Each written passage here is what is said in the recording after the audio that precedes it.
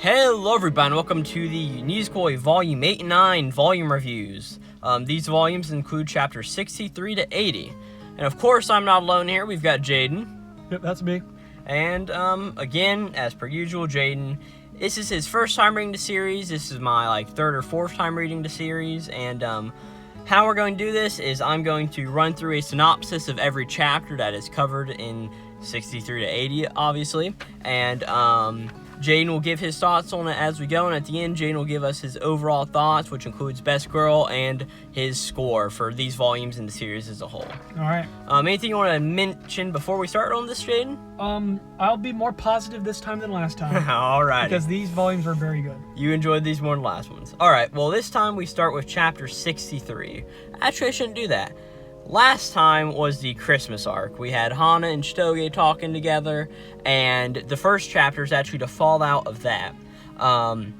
Pretty much, because last time Raku went and brought Chitoge to her mother, and there was a big joke about how he told her to come to the penthouse suite with him, right? Yep. This is the fallout of that, with everyone thinking Raku and Chitoge had some fun there in that place, right? And it's a whole misconception for the entire time. What were you going to say? So you read the official translation. Yes, I do read the In my translation, it said they went to a first-class hotel. Yeah, it said they went to a penthouse suite. Okay. That's what this localization was. But then we sort of get a flashback while that's happening to Hana asking Raku if Chitoge and Raku's relationship is really just an act, right? She picked up on it pretty fast. She did, and then Hana thinks about this picture book. That's where she's going to get the ribbon from. And we see that Onodera has a picture book in her room. Yep. And with a girl on it. And that is literally the only time this is mentioned. All of these volumes. Yeah. It's really not mentioned again. Then we get chapter 64. It's New Year's now. All of the girls go to a shrine. All the girls being in this fact. Chitoge, Onodera, Marika, and Tachibana. Not Tachibana. It's Marika, Tachibana. Tsugumi. Yeah. They all go to a shrine. Apparently Raku's cursed for bad luck, and all of the girls have to elude stuff to save him from his bad luck. Yeah. Right? Alright chapter. It's a good chapter. It's not a whole lot we can note here. Personally, this was one of my favorite chapters of the volume. I think it is a good comedic chapter. It was a very good It wasn't amazing for character development, but in terms of a good laugh, it was pretty good. Now, normally with these volumes, there's normally one chapter I dislike, and that's the next one. Chapter 64. Same New Year's, all of the girls come to Raku's house in the morning. They get drunk off of some alcoholic candies. Yeah. And they all fawn over Raku being all drunk and then wake back up in a drunken haze and pretend it never happened. Yeah, and they said, let's promise this didn't happen. Yeah, it was alright. I didn't, really dislike it. But it was fine. It's a chapter. Chapter 66, great cover page on this chapter. I really enjoyed this cover page, in the English release, at least. I don't know how the Japanese one looked, but in the English, oh my gosh, fantastic. Pretty much this is a seat-changing chapter. Raku and all of the class has to change seats. They change seats. They all get around Raku, all of the 5 girls and Shudu, right? And then pretty much what ends up happening is that everybody wants to switch sheets to get better with people, and eventually it ends up with Onodera and Chitoge sitting with Raku sandwiched in the middle of them. So this chapter was another one of my favorites, because you think Shu is being very noble, because he gives up his spot with Raku, and he's like, yeah, this is great. He does it so he can sit with Tachibana. He does. And give Raku the advantageous spot. So it's almost like he's trying to be heroic, but he's also very underhanded about it. Yeah. He's doing it for himself. Yeah, and that's most things that Shu does. It's a good chapter, just like, again, not a whole lot to say. Chapter 67 is the start of the first Valentine's Day arc. The girls all make chocolate. We see that Onodera is talking to her sister to make chocolate. Chitoge is making chocolate. Tachibana is using an industrial laser to make chocolate, right? And they all try to give Raku chocolate. None of them do it, but Onodera ends up falling and smashing her cake into pieces. Chapter 68 is Shu tricking Tsugumi into giving him chocolate. Then eventually Tsugumi comes to Raku, and Tsugumi gives Raku her chocolate. Great moment. Tsugumi, best girl.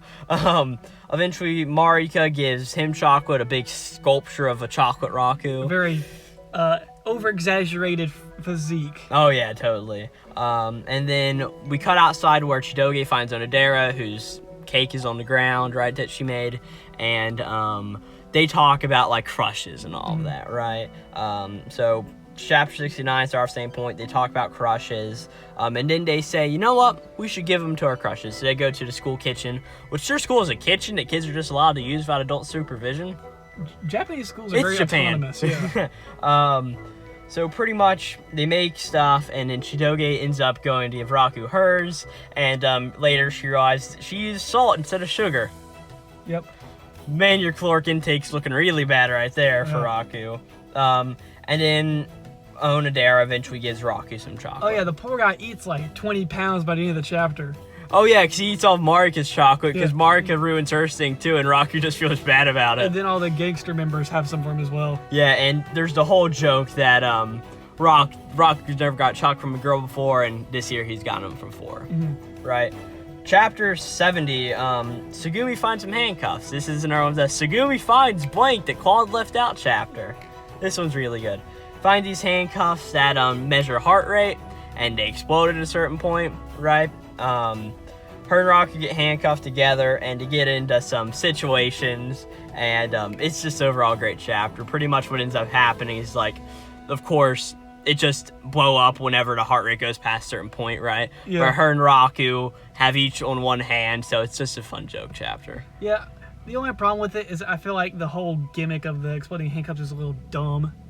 But I feel like the development between the characters was good. Oh yeah, it's a great Tsugumi chapter. This is probably my favorite out of the batch. Maybe not, because 71 is another great chapter. Pretty much, Chitoge and Raku are going to get some food. They go into a restaurant. Guess who's working there? Marika, right? Marika works there. She's pretty much a klutz and messes up. She's garbage at her job. She messes up everything, but the main dude's like, but I keep her around because she just always works hard, and some customers just come for her since it's great, right? And we learned that Tachibana is saving up to buy a house for her and Raku, right? But while this is going on, the Shuhei Gumi, Raku's family Yakuza comes in, followed by the Beehive, Chitoge's Yakuza group. And if you remember why Chitoge and Raku are dating, is to keep them from fighting, right? And then while they're fighting, the SWAT team, who Marika's father's the head of, walks in, and they just all start to get in a gang war and everything, right? And eventually Marika brings out her all southern accent and just yells at them to get the hell out of the restaurant and kicks them all out, right? That happens, and then eventually Marika walks home with Chitoge and Raku, and we learn that Marika wants to get a house that Raku said that he will eventually want in the future. 10 years ago, because she has to obsess over everything about him. I know, and you had to feel bad for the girl. Yeah. I really like this chapter because it's just like she remembers all of that and she wants to make it happen. That's this chapter. It may be my favorite chapter. Chapter 70, 71 are great. Now we move on to volume 9. Let me turn around my paper. There we go. The first 2 chapters of this one have the same plot. All of the boys are having a race and to boost their morale. Whoever wins gets to kiss the girl of their choice. Pretty much there's a whole bunch of stuff where, Raku has to win to make sure that Onodera doesn't kiss and fall in love with some other guy. Well, I'm pretty sure he does it so some other guy doesn't just rape every girl in the class, basically. No, it's just so somebody doesn't kiss Onodera. Okay. Pretty much what's happens, there's a whole joke of Tsugumi's being a sniper, doing everything, and all of the girls are trying to help Raku win. Raku ends up winning against Shu, and Shu has this whole battle plan with his teammates that he was planning on betraying them anyways. Yeah, and the whole joke at the end is, oh man, you get to kiss the animal of your choice from the school pet zone. Woo! It's alright. Chapter 74, it is April Fool's Day by this point, and Chitoge goes on a date with Raku, and she's really sad these days that Claude doesn't come around to make them be all lovey-dovey, so she makes a joke that, hey, there are going to be 500 Beehive members coming to watch us today, and Raku's like, oh crap, and does everything too lovey-dovey, and eventually they just hold hands and walk home like Chitoge wanted. I think that was a good chapter. It was a good chapter. Chapter 75 is when this volume really gets into its thing. Haru appears. Okay. Haru is Onodera's little sister, the one that's been foreshadowed or Has she been foreshadowed? She's been teased at. Yeah. She's been teased. She hasn't been foreshadowed. She gets introduced. Her friend Fu gets introduced. You know who Fu is? Yeah, she's kind of irrelevant, isn't she? Yes. Yeah, I figured. She formally gets introduced in this chapter. Pretty much, on her way to school, Haru runs into some Shuegumi members, right? Eventually she faints because she's so scared since she's only been to an all-girls school. Yeah. Raku saves her, takes her to the nurse's office, and eventually we learn that Raku has a reputation of being somebody with a mega fox-hot girlfriend and thousands of babes that fawn over him. Yeah. And we also learned that she's very protective of her sister and doesn't want to dare to get hurt by him. 76, more Haru and Raku stuff happens. And eventually at the end of the chapter, Drew means, who's his face, Raku sees Haru's underpants, yes. right? That's a joke that happens a few times. It's alright. Apparently there's teddy bears or something going on. Onodera and Haru talk and about how much of a good guy Onodera thinks Raku actually is. And would you believe it? Haru has Raku's pendant. Yep, because she happened to grab it when she happened to grab it, right? And there's been this whole thing of, by this point, oh no, she's got this Prince Charming she wants to find. She doesn't want to believe it's Raku, but it is Raku, right? 77, Raku comes to work at the Onodera confection shop again. Him and Haru talk. They don't get along on like girl stuff, right? Because this Raku doesn't agree. But they're both really good at cooking traditional Japanese sweets, and they agree on sweets, right? That's really the chapter. And there's more stuff of Haru not wanting to realize that who is her Prince Charming? Oh, it's Raku. 78.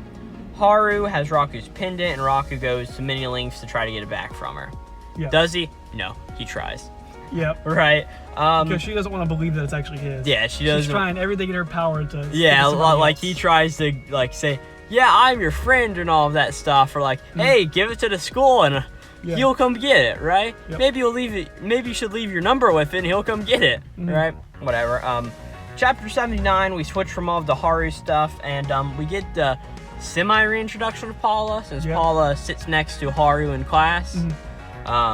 Pretty much, Paula tricks Tsugumi and Raku into going into a room, and eventually Raku calls Tsugumi cute because just stuff going on. The classical got locked in the gym equipment room blunder. As if it doesn't happen in every anime. Oh my gosh, yes.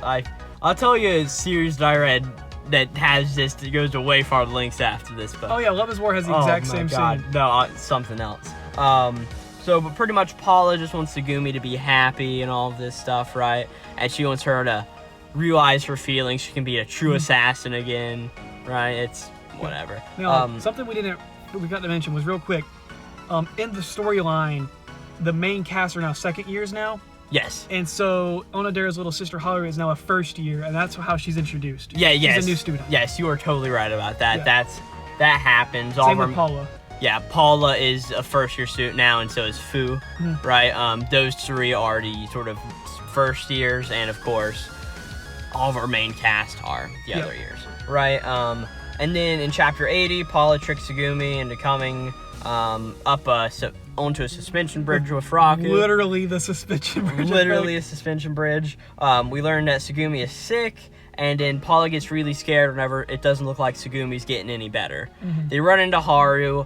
Haru helps out, and then eventually Paula comes to school. She realizes, maybe I should do this. Maybe Tsugumi is right about all of this. And that's the end of these chapters. I feel like those last two chapters didn't really give a whole bunch of credit to, because it's sort of the reintroduction of Paula into this series, and it sort of is important for making a reason why that she will come in to be with Haru and her group, right? It's fine. I felt that those chapters with Paula were a little bit better than the ones she was introduced in. Yes, I definitely think so, and especially since we get to see more emotional side of Paula there, right? Because remember, she's like, oh no, Tsugumi's really sick. But what if she doesn't wake up? What if this isn't going to be good? And Raku's like, just calm down. It'll be fine. Tsugumi's not this easy to die. You may think she's lost her skill, but she is still as good as she's ever been. Yep. Right? So that's really what this is about. So, what do you need to note now, Jade? What are your thoughts on volumes 8 and 9 All right. altogether? Onodera remains on top. That ain't going nowhere. Still is, alright. The ranking remains the same. And I would actually put Haru above Tachibana right now. So you are including Haru in this? Yeah. She's going to be one of the main love interests. It's kind of obvious. She Okay. has to, which means we've upgraded to a love hexagon now. Hexagon. So, Well, wouldn't it be what's the 7-sided one? Because we gotta add Shu in there. Septagon. And don't we have to add Ruri in there too? I'm not getting that far. Anyways, these chapters were much better quality than the last ones overall. You think so? And I felt like none of these chapters were like unnecessary. None of them felt like they could have been removed and nothing would have changed. Because I remember last time your big thing was like they started off really well with like the end of like the Romeo and Juliet play. Yeah. Right? And then they had like a few chapters that were fault from that. Then like just some joke chapters interspersed in there, and then eventually we got the Christmas arc.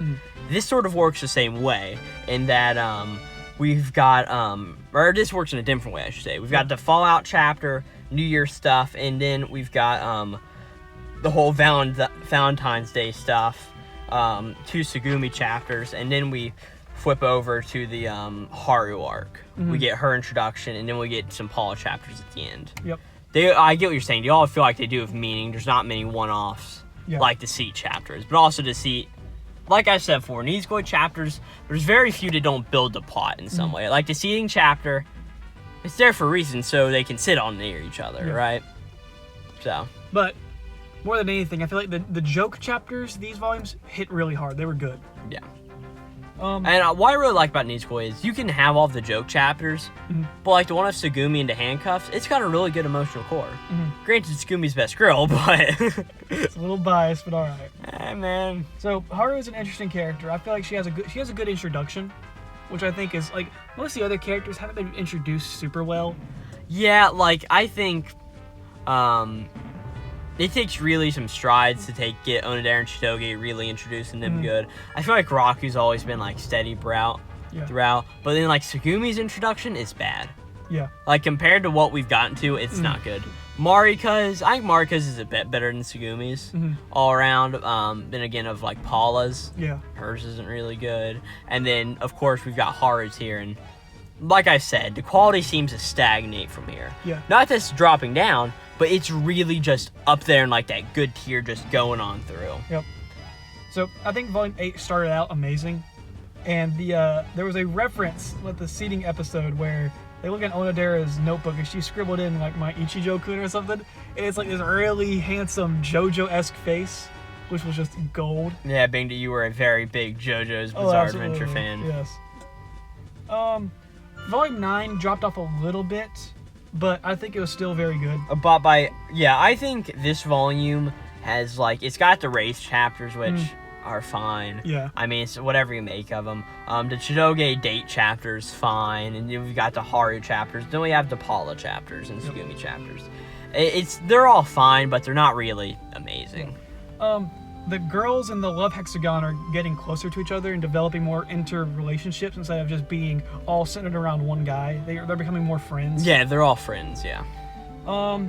She was still a bitch, but... Who? Shu. But he's... I thought you said she, and I'm like, what?